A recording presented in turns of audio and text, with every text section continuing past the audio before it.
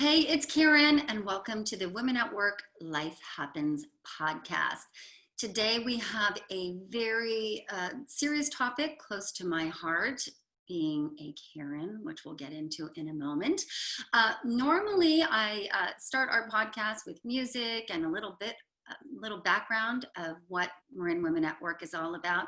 But today's subject matter is so important and so prevalent, especially right now, that I want to get to our guest presenter and then have an open discussion on some of the things that some of you may be thinking out there in the world. And Letitia and I already have a deal that I can ask insensitive questions or what seemingly might be insensitive, and she's going to correct me so that we can better understand how a Caucasian woman can work with a Black woman and understand what they're going through. So please welcome Letitia Hankey. Again, she's going to tell you a little bit about her fabulous business. Oh, wait, before I get into that, let me mention how Letitia and I met. We were introduced by a mutual friend, Melissa Prandy, and Letitia, at our very first Marin Women at Work meeting, decided to join our group. And she did that not as a way to get additional business. She's a large roofing company, and most of us are solopreneurs and don't own commercial buildings. But she does love to support women in business and small businesses. So she joined just out of the kindness of her heart, and she's just been this beam of light since she joined. So we're so happy to have her. So Letitia, why don't you give a little bit of your background, and then I'll ask you some things that I've been asked to bring up today. You bet. Hi. Thank you, Karen. I'm really happy to be here, and thank you for asking me to be on this podcast. I'm very delighted to answer these interesting questions we'll be talking about later. But my name is Letitia Hankey. I'm the CEO of ARS Roofing, Gutters, and Solar. I am stationed in Sonoma County, but I work in both Sonoma, Marin, and San Francisco. And we specialize in commercial and residential roofing, mainly residential by referral. And I've been in the industry for about almost 25 years now. And again, I don't know how that's possible because, I'm only 25. So, that is awesome. So my only 25, by the way, but thanks. So I started a nonprofit called the Lime Foundation. And how all of this began for me is that my parents, I grew up in the Bay Area. I was about 5 years old, and I was born in the Bay Area as well. And my grandfather gave my father some property up in the country. And my parents wanted to move me and my brother out of the Bay Area to see if they could provide a better life than what they had. And so my parents moved us up to Lake County. So hopefully some of you are familiar enough with Lake County to know that there's not a lot of diversity up in Lake County. So I grew up in Hidden Valley Lake in Middletown, California. And the school, I was 5 years old, so the school was a K through 12. It was an all-in-one school, K through 12. And in about 800 kids total, there were about 6 Black kids in the entire school. So when I moved up there at 5 years old, there were kids that had never seen a Black person before in their entire life. They didn't know what we were.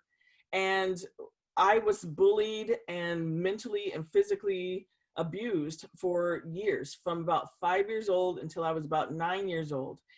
Kids would call me every name you can think of, especially the N-word. You think of kids that are just learning their ABCs, yet they can call me that word, N-word. And or just things like Hershey bar or Blackie or nappy head.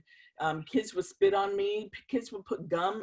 I have a different hair texture. They would put gum in my hair so that way I would have to cut out chunks of my hair. It was raw. I got punched in the stomach in the 3rd grade. It was really bad. And yard duties and teachers that would see it would turn a blind eye.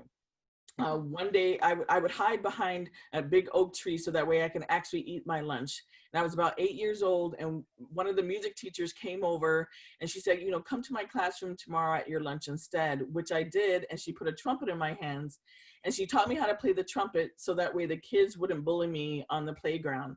And that random act just completely changed my life forever, because I was able to channel all that sadness and depression and everything that I was going through as an 8-year-old girl into music. And I fell in love with music. And my parents are both musicians, but it wasn't until I was about 8 that I decided that I also loved music as well because of the way it made me feel.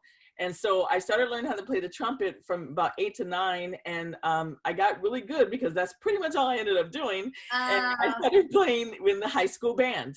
So I was 9 years old playing in the high school band. And I started making friends with high schoolers, and the high schoolers would stick up for me. So when the bullies would try to get at me, high schoolers would, hey, this is our friend, Letitia, and it meant a lot to me at that point because it started building up my confidence. And now I'm not being told every day how ugly I am and how dumb I am and how I'll never amount to anything. And instead they're like, oh my gosh, you're so smart. You're this little kid in this high school band, and you're doing great. And it just changed everything for me. So as an adult and growing up later on, and I stayed in music, I play piano and I sing and I play drums. I stayed in music and went off to Sonoma State University to, have a career as a rock star, but I was broke. Didn't we all? Broke in college, gigging and working 3 jobs and going to school full time. And I'm just like, I need to have just one job. And I started working for a roofing company when I was 19 years old. And I started working for that company, and over an 8-year period, I went from receptionist to the office manager to the manager to the field supervisor. And then my boss taught me how to roof so that way I could go and get my own license. He wanted to retire. And when he retired, I started my own company in 2004, and I hired about 12 of his employees, in which I have 23 now.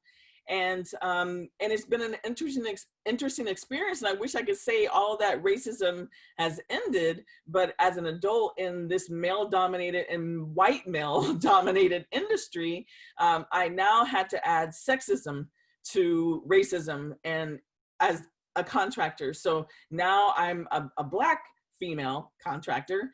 And there's been challenges for me, people not wanting to shake my hand, people not wanting to open their doors when I've set up. Well, 25, and that still happens. Yes, very much. Very much. One of my worst experiences that I remember, and we're talking to women, so I'll tell you kind of 2 examples as a female and one as a Black female. So as a female, I just got started in 2004, wanting to network with other contractors, kind of get my groove on. But back then I was scared. I was a scared little girl getting into the industry. So I would hide. I would sign my name, L.R. Hankey, so people would think that I'm a man. I didn't have my face on anything. And I would wear, jeans and my boots and my flannels to kind of blend in with the guys. And I went to this networking event. It was all males, except for some of the women in there were like the wives of the husbands that were part of the group. But I was the only female contractor. And I walk in and they're all at the bar, and I kind of walk up there and they see my logo on my polo shirt. And one of the contractors says, "Oh, you work for ARS, huh?" And I said, "Oh no, I'm the CEO of the company." He says, "Oh, ha, from the kitchen to the rooftop, huh? Ha, ha, ha." Oh. So all his buddies, and they're cracking up. They think it's funny. Oh. What do I do in that situation? I'm like, ha ha, I laughed. Yeah. I laughed with them to blend in. So that's how I spent several years just blending in. And then about 7 years ago, I had a client over the phone, an older client. She and her husband wanted to go with a re-roofing project that I was doing. And, they hadn't gone on the internet to see who I was or anything like that. We weren't really doing that much. And I, again, didn't have my face on anything. Went to their house. We're ready to sign the contract. She opens the door and she goes, and I'm like, "Oh, hi, I'm Letitia." And I stick my hand out to shake her hand. She shakes it. And then her husband comes by and I'm like, "Oh my gosh, Roy, it's so great to see you. I'm Letitia." And I put my hand out. He looks down at my hand, looks back up at me and down at my hand again, and he walked away. And I didn't know at that point, like, should I come in or should I run for the hills? So she invites me in. I go and I sit down at their table. And she says to me, I say, "Which roof did you guys decide to go with?" And she says, "Well, actually, we're probably not going to do our roof at this time. We've been talking about it and we think it's probably just not a best decision. And please just to let you guys know, I had just spoken to them the day before and they wanted to sign the contract and get on the schedule and look at samples. Now I'm there in real life, and they're like, we don't want to do our roof anymore. And I said, you know what? No worries. I understand. I said, I did bring the sample board just in case in the future you'd like to look at some sample colors. She said, you know what? Let's go ahead and just do that on your way out. I'd only been there a few minutes. I'm walking out the door with my stuff, and Roy comes back over and he says, I just want to let you know that we have an alarm system on our house. And if anyone tries to break in, it's going to go off really loud. And I said to Roy, thank you very much for that information. You guys have a great day. And I walked to my car and I pulled around the corner and I completely bawled my eyes out. It broke my heart, is what it did. And that was only like 7 years ago, right? Yeah, that was only a few years ago, right in Santa Rosa. And I went back to my office and I told my staff what happened. And then I took their bid and I put it through the shredder. And that was a very liberating thing for me, because I realized that I was at a point in my life that I didn't want to do business with anyone like that. And from that day forward, I rebranded my company and I put my name on everything. I put my face on everything, and my business grew from it. Now people are like, oh, you're a female-owned business. We only want to do business with female-owned. We only want to do business with Black business, you know. And it actually catapulted my business. And I'm grateful. And I have a story to tell so that way people can see what I go through. And so I'm happy to be here today to have this conversation about racism really does exist, and it exists right here in your backyard. And Karen, thank you again for having me be here. So, well, and thank you for sharing your stories. And you can correct me on this, Letitia, but the first time, or one of the first times that I heard your story, and I said to you, I remember saying to you, I don't think of you as a Black businesswoman. I just think of you as a woman in business. Is that insulting? Is that insulting that I'm not sensitive to know what you've been through as a white woman? I can't say it's insulting. Like, I have people that are like, or insensitive, maybe? I don't see color. I don't see color. But the truth is that we all see color. Like, you know that I'm a Black woman, but it's not like you go around saying, oh, my Black friend Letitia is coming to the party today. You don't do that. So that's insulting, because now you're picking me out of the bunch. You don't say, oh, my white friends are coming to the party today. So that's a good thing. That's the difference between that. But we all see color. So, we don't ever have to say, I don't ever see color. You do. You know that I'm Black. It's automatic. But when you invite me to places, or you ask me to do things, you're not asking me because I'm Black. And I feel like that's the difference between it. Because there are people that would be like, oh, wait, there's going to be 300 Black people. There's 300 white people. I need at least one Black person, Oh, geez. We say the token Black person. And that happens many, many times, being the token Black person, because they want to have some diversity in the group. And that's unfortunate. And it does happen often, unfortunately. Well, and again, that's why I wanted to have this discussion, was because I think there's a lot of individuals. I say women just because my business is focused on women business owners, but men and women, we make these assumptions, or we live our life a certain way. And what I wanted to do with this discussion was to just kind of open our eyes up of how we can all work better together. Being the Karen is just so ridiculous. So yes, Karen, middle-aged, middle class, and then it stops there.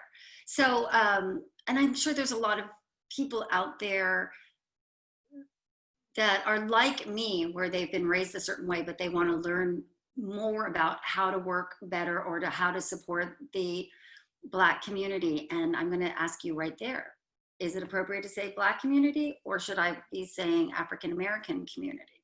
I would say both, because when you're referring to Black, that's our race, but when you're referring to African American, that's our ethnicity. So I am African American because I am 80% Nigerian. My ancestors come from Nigeria, but I was born here in America, so I am African American. But as my race, I'm also Black. But there are other people that are considered, don't want to be considered necessarily as African Americans if that's not their actual like ancestry. So they'd rather be called Black. So when you're referring to that, I say both. I do like to say Black or African American. That's okay to say, because now you're including everybody. And so, for me personally, I don't take offense to it if you called me African American, and I don't take offense to it if you call me Black. But other people that may not be of that ethnicity, they may take offense to it if you're assuming that they're African American. So I always just let people know that it's nice to just say both, and then that way you're making sure that you're inclusive. So. And then the other thing you and I discussed was, I think all of us are trying how to work together and figure things out. I sent you an email just kind of discussing, hey, I don't have any wise words, or I don't know if it's insensitive for me to reach out to you, but as a friend, I feel like I have to reach out to you. But then another friend of mine I didn't do the reaching this time, but it was a friend of mine's boyfriend, and he's African American, and he's like, yeah, I didn't really need my friends to reach out to me. They should have been there a while back. So there is this kind of confusion, Yeah. And it's different for everybody. But part of it, for me, I those 2 weeks where a lot of, we were at our very heightened state, I had probably 60 to 80 messages, texts, emails, phone calls coming all at once from my white friends asking, what can I do? But some of them are people I haven't spoken to in years. Or I even had friends from when I was in elementary school send me a message on Facebook and say, hey, I just want to apologize. I saw kids bullying you. I didn't do anything about it. And I feel really bad that I didn't stick up for you. And yes, do I appreciate that? Yes. I mean, I appreciate that my friends are trying to figure out how to do this, right? This is new for a lot of people. I personally didn't mind people calling and just asking and talking about it, but I don't want people to think I have all the answers, because I don't have all the answers. Right. And so I think it's better that my friends call me than you just calling some random Black person. That happened it just happened the other day. I had a gentleman call me on the North Black Chamber. I'm on the board of the North Bay Black Chamber, and he called and said, hi, I'm a Marin, and I was sitting around with a few of my friends, and we were talking about how, what's been going on with the Black Lives Matter, and, the problem there is, and he says, I realized that I don't have any Black friends, and I don't really know any Black people. And he says, I looked at that about myself and was asking myself, am I racist because I don't have Black friends or no Black friends? He's saying this to you on the phone? Yes, he's saying this to me on the phone. We're sitting there having this conversation. And he's telling me this. And he says, and he doesn't know me. And he's just telling me this. He says, but I want to change that. He says, I really actually want to change that. And he says, I know this is weird, and I know this may not even be the right thing to do, but, can we meet with the chamber and just have a conversation? I'd love our chambers to maybe get together and do some, joint events. Or he said, I just would love a chance to just have some coffee or a glass of wine and to have a conversation. And I'm like, sure, why not? So we set up a time to just meet and just talk and then in talking and conversation over the last couple of weeks, because it's been a couple of weeks and we've just been kind of going back and forth. We found out that we're both musicians and both of our kids are musicians, and like we have all these things in common, and it's just been really fun. And I didn't That's hilarious. It's just really funny because it was out of the blue, but at the same time, I know he felt better, and I know that it was hard for him to do that. Yeah. to like make this random call and say, I have no Black friends. But just the fact that he saw that inside of him and wanted to change that, it just takes one person. I say that all the time about like my music teacher, what she did for me and how that changed my life. It takes one person to really just make a slight change, and then it could change the world. I mean, it literally can change the world. and it starts with one person. So if starting with this one guy, makes a change where he can go and talk to his friends, or just not, or just make a better effort, in some way, then I think that's where it begins. It starts with that. I love that story, because you're right. That takes a lot of nerve, and it takes time and energy. I think other people have maybe thought of doing something like that, but then they don't do it because it's like, well, okay, I'll do that tomorrow. Yes. So what I'm hearing from you today, Letitia, is reach out. I mean, one of the ways that maybe we can heal or help the African-American community heal is to reach out to, and not necessarily your chambers, but it could be in other ways. There's many other ways. There's, many community members in your community, to invite them to mixers, to, sometimes it's just being, taking that little extra step to want the diversity, because diversity is beautiful. It's just beautiful. Everybody has different ways of thinking, but we all come together and just create something magical. And it's a really beautiful thing. So it's just making an effort of, inviting your friends that are Hispanic, or your friends that are Asian, or your Black friends, and just having a diverse group of people, because it really brings a lot of, different culture, and we all teach each other something as well, but it's a really beautiful thing. So it's just something that I try to let people know, to just look at where you are. Are you only in white circles all the time? You're missing out on some really great opportunities to learn more about, other people of color. And so I just tell people to just try that, start with just that, reach out to people that and don't be afraid to have the conversation, and do the research as well. A lot of people, and especially my friends that have been calling me, I've been telling them different documentaries that they can watch, or information that they can look up, or books that they can read, or things like that. And you got to be willing to do it, because you can say, oh yeah, I'm going to check it out for sure. But unless you actually do it, then you're not really making that effort. No one wants to know or find out that your ancestor may have been a slave owner, right? I mean, Karen, you would hate to know that, your great-great-grandfather had slaves and beat slaves, and like, no one wants to know that. You don't want to go back to that history. You don't want to go back to the history where there were bathrooms that were Black and white only, And it wasn't that long ago. It wasn't that long ago. I'm over 50. It really seems like it wasn't that long ago, but it wasn't that long ago. So, or the racism you experienced as a kid. And again, Letitia, thank you so much for letting me reach out to you, because I wasn't aware that was still going on. I honestly thought California was past that. And years ago, when I was a kid being raised, and, I'm hoping I was always friendly to everybody, but it breaks my heart. The other story that breaks my heart, that 5 years ago, that couple that had the nerve to say to you, we have an alarm system. I have a 17-year-old Black son. And, these are the conversations that I have to have with my kid, like, how many white women have to tell their sons or daughters, the story of, hey, if you ever get pulled over by a cop, the last thing you want to do is reach for your glove box, or make sure you immediately put your hands, and don't argue with the cop, because you're afraid that they may get shot with one wrong move. Or just my son, he goes for jogs and walks all the time. And Ahmaud Arbery, got gunned down jogging through a white neighborhood, doing nothing wrong. And my son has to see that and hear about that. 17, just graduating from high school, going out into the world. That is the hardest thing for me, to have that conversation with my son. Okay. Right. I can't imagine. I can't imagine. Honestly, I'll give you a minute.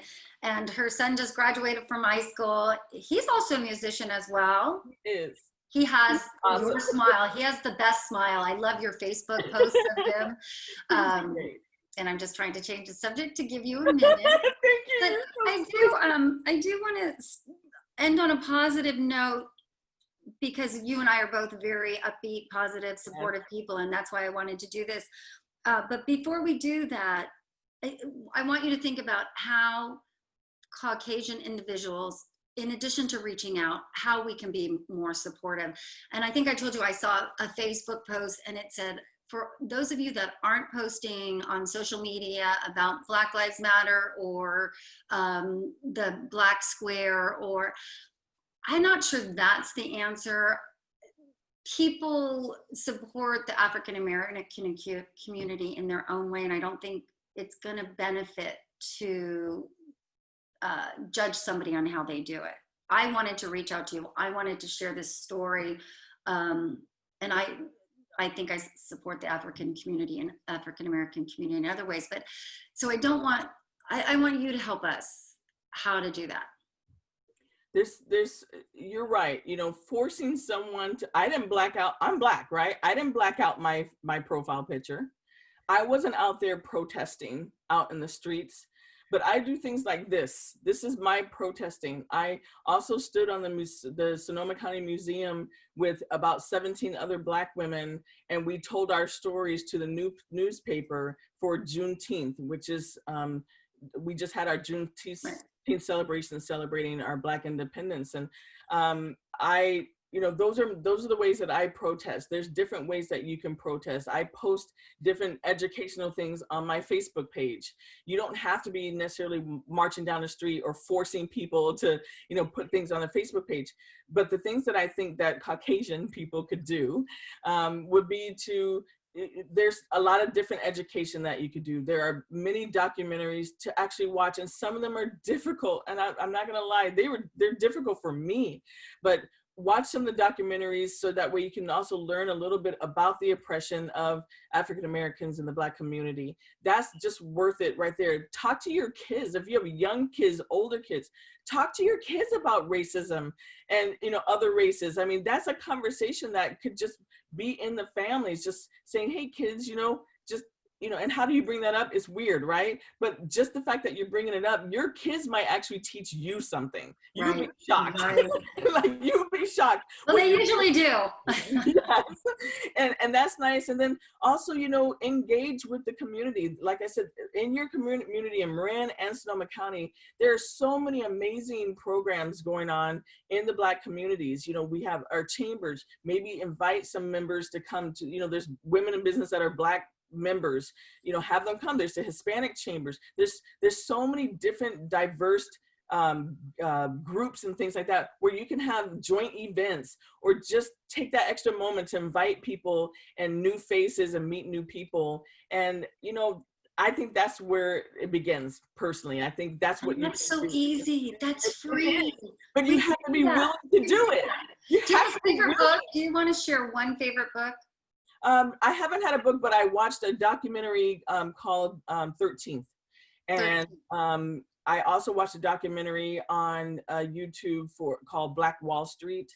Oh, wow. Yeah. And the other thing I enjoy is looking up Black inventors. There's a lot of everyday gadgets and things that we use that people don't know that Black people invented.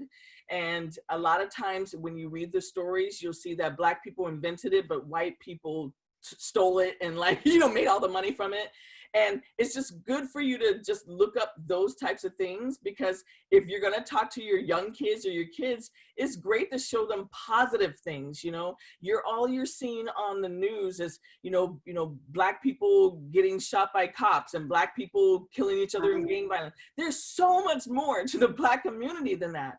And in our schools, they pretty much only taught about Martin Luther King and Rosa Parks. There's so many other leaders that have come out and helped us with our independence. So I just say that just take that little extra effort and try your best to, find something that you could resonate with, and then understand why we post Black Lives Matter. It's not saying that all lives don't matter. People like to combat Black Lives Matter with all lives matter. And I always just like people to know that that is offensive. Out of anything we've talked about today, you post all lives matter, that is the most offensive thing that you could do, because it's taken away from what the Black community is going through right now. You're taken away from all the oppression that we're still feeling right now in a day where we shouldn't be. We should be equal, and we're not. So we're not saying that all lives don't matter, because it is obvious that all lives matter. But the truth is, right now, Black lives matter, and we need people that want to be a part of that and to help us finally achieve equality. Wow. Honestly, I didn't say all lives matter, but I didn't realize how sensitive or how hurtful that is to hear that from somebody, because you certainly see it in other posts. And Yes. Thank you for sharing that. I mean, that's simple right there. But as always, you're just such a positive, you love to educate, you love to share. I've gotten a lot out of this. I do want people to know, because Letitia, you've been through so much, not only the racism, but the fires. Yes. And by the way, owning a business, a roofing company, is not easy. You went through 2008. You dealt with racism. And a woman business. I mean, you've dealt with a lot. It's is a lot. what I'm saying. And then I believe it's your parents' house that caught on fire. In 2015, it was the Valley Fire, which is where I grew up in Lake County. My parents didn't lose their house, but they were evacuated and living in their truck because everyone was stranded up pretty much in Clear Lake. So yeah, I mean, we've been through a lot of fires, a lot of craziness, but you have to persevere. You're one strong. I want you to share the Lime Foundation, because I think this is a great opportunity to promote your nonprofit. I do. Well, thank you. I'll just tell you a quick version, is that story I told you about growing up and having that teacher that came to my rescue.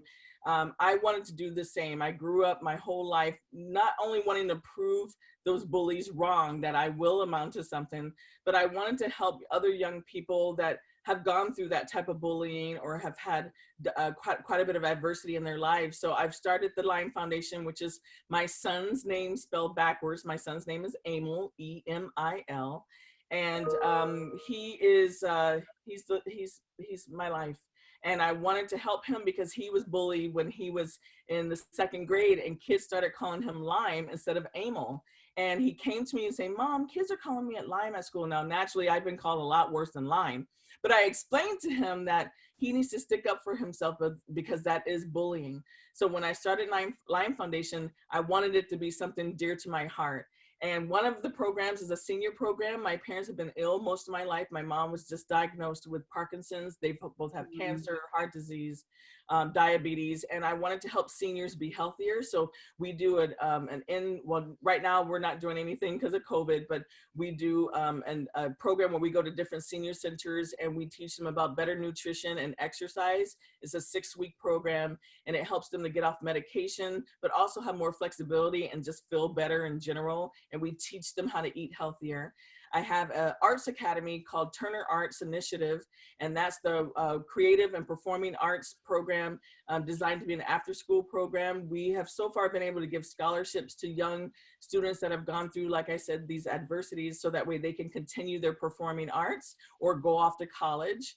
And we've done a couple some talent shows and some other programs also to help these young individuals. And we're hoping once COVID is over next year, we'll resume so we could do our after school program and our summer camps as well. And lastly, I'm sorry, I'm almost done. No, I love it. I'm just wondering when you sleep. Oh, I don't. I don't think you do. I started the Next Gen Trades Academy, and I designed that because we realize in the construction world, it's always been very hard to find new employees, new people that want to get into the trades. But at the same time, we realized that, young people were dropping out of college or not wanting to go to college, and even dropping out of high school because they don't know what they want to do in life. So we started grabbing them right out of high school, anywhere from ages 16 to 24, and we're educating them in construction, different construction trades. And we talk about financial literacy, and we talk about, how to interview properly in their resume. And we do this 10-week course. And at the end of the course, they get safety certified. And then we find them a career in construction. And so far, out of the 94 students that we've had, 73% of them have been hired by local contractors in Sonoma and that's incredible. Oh my God. It means a lot to me, and I've been really wanting to get more females, you know, out of that. We've only probably had 10 females out of that 94.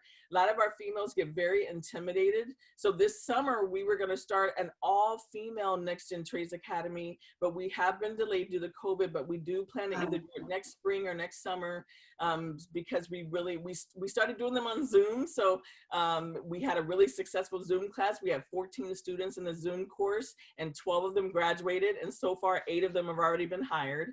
So it's been great to find this opportunity for these young people to just have this opportunity, and I'm glad that I can be that one person for them. I forget the number, but I know you have done so much for kids. And by the way, the trades are very well paid. So, I mean, and with all the fires, the work is endless. We need to get those kids out there. So I'm going to do like a little commercial for you. Can you give our guests where they can donate to your nonprofit? Sure. If you go to our website, thelymefoundation.org, as soon as you get on the screen, we have a little donate button that makes it very easy. And then there's also some really great articles and testimonials from a lot of our students. So if you're one that likes to read all that good stuff, there's plenty on there. So we appreciate donations from $5 to on up. Really makes a difference because it costs about $1,900 per student to put them through the program. But just know that you're changing a life. You're taking disadvantaged youth that didn't have any hope of what they were going to do in their lives, and now they have an amazing career in engineering. So thank you very much. And smaller donations can add up. So yes, I think it's good that you mentioned that.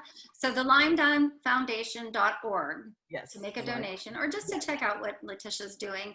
Again, thank you so much. I hope this podcast has inspired others to reach out to your African American community, to support each other, to get educated. You know, I believe firmly in that. And then just to work together. And from Miss Karen to this Black businesswoman, I thank you so much for your time and energy. And just this woman is always like this. She's always positive. She's always upbeat.